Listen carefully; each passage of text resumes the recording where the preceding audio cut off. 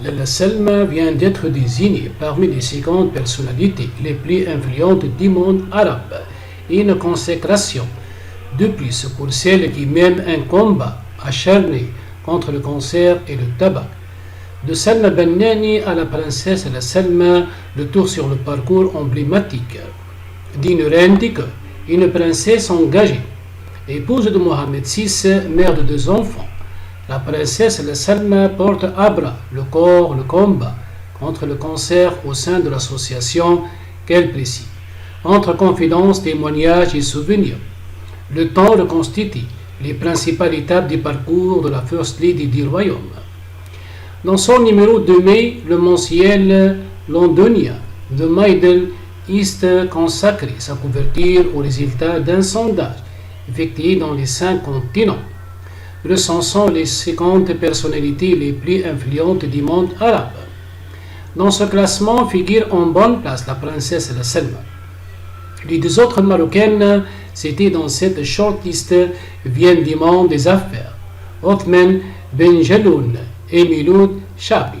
La présence dans ce trombinoscope du Gotha arabe de Lalla Salma suffit pour illustrer la place qu'a conquise la jeune épouse de Mohamed VI, non seulement au Maroc, mais aussi au-delà des frontières. Princesse active. Flashback, nous sommes le 21 mars 2002. La maison du protocole annonce le mariage du roi du Maroc.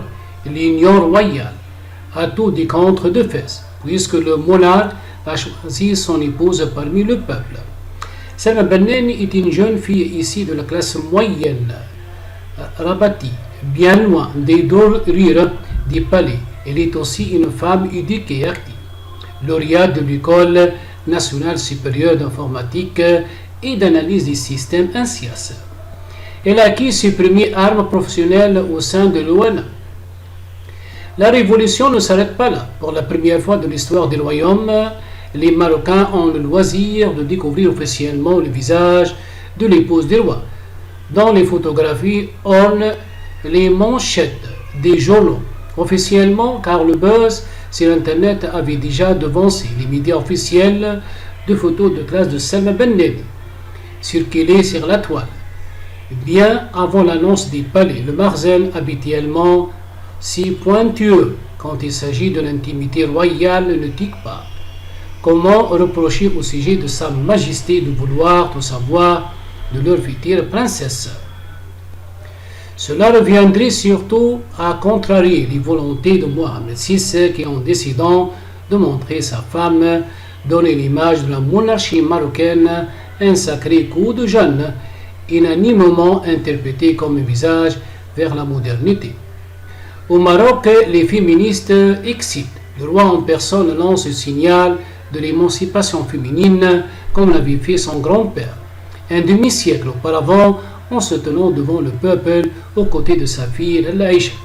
Tête tenue, il ira encore plus loin 2 ans plus tard en décidant de la réforme de Mouda Wali. Dans les coulisses, Salma Bennani entame sa transformation en Lalla Salma. Elle part en Angleterre, suivre des stages d'étiquette et une formation au protocole inhérente à son rang de première dame, un rôle qu'elle s'appliquera progressivement à occuper dans les grandes largeurs. Bientôt, on la voit aux côtés du roi, accueillir des chefs d'État étrangers en visite dans le royaume, l'accompagner dans ses journées. Ses activités ouvrent le GT et sa vie privée, ses faits et gestes de meubles, les discussions dans les salons de la capitale.